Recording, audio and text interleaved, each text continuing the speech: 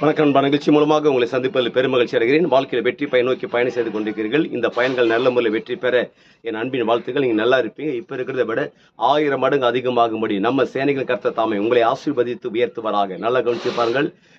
நான் கடந்து போகிற பாதையில், நோக்கத்தில், இன்ட்ரெஸ்ட்டில் எதுவுமே எனக்கு உதவி கிடையாது. யாருமே எனக்கு உதவி செய்ய யாரும் கிடையாது சார். நான் ரொம்ப பிரயாசப்படுறேன். அதனால் வாழ்க்கையில் ரொம்ப டென்ஷன் ஆகிறேன். கண்டிப்பாக நீங்கள் டென்ஷன் ஆகிறது வாய்ப்பு உண்டு. ஏன்னா உதவி இல்லைன்னு எதிர்பார்க்குறேன். நான் சொல்கிறேன் பாருங்கள், இந்த உலகத்தில் உங்களுக்கு உதவி செய்வதற்கு இப்போ இருக்கிற ஆட்கள் உங்களுக்கு உதவி இல்லாமல் இருக்கலாம். ஆனால் உங்கள் கண்களுக்கு முன்பாக, கண்களுக்கு மறைவாகவும் அநேகரை கர்த்தர் வைத்து இருக்கிறார். அதனால் யாருமே ஹெல்ப் பண்ண இல்லைன்னு நினைக்காதீங்க.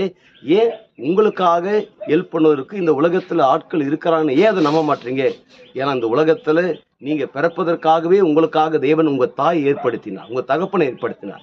நீங்கள் பிறப்பதற்கே கர்த்தர் அங்கேயே ஆள வச்சிருக்கும் போது இந்த உலகத்தில் உங்களுக்கு உதவி செய்வதற்கு உங்கள் நோக்கத்தை முடிகிற காலம் வரைக்கும் உங்களுக்கு ஆட்களை வைத்திருக்கிறார். இதில் இன்னொன்று நம்ம கற்றுக்கொள்ள வேண்டியது இருக்குது பாருங்க. நமக்கு யாருமே உதவி செய்ய யாரும் இல்லைன்னு நினைக்கலாம். ஆனால் நாம் ஏன் மற்றும் உதவி செய்யக்கூடாது? 3 காரியங்களை உதவி செய்யணும் இந்த உலகத்தில் சராசரி ஒரு மனுஷனுக்கு. 1, நம்முடைய சரீர பிரகாரமாக, ஆரோக்கியத்தின் மூலமாக, பலத்தின் மூலமாக உதவி செய்யணும். 2வது, அவங்களுக்கு சிறந்த காரியத்தை கற்றுக் கொடுப்பதனால உதவி செய்யணும். 3வது, டப்பு, பணத்தின் மூலமாக நாம் அவங்களுக்கு உதவி செய்யணும். ஏனால் இந்த உதவிதான் மிகப்பெரிய அவசியம். இதை நாங்கள் செய்வோம்.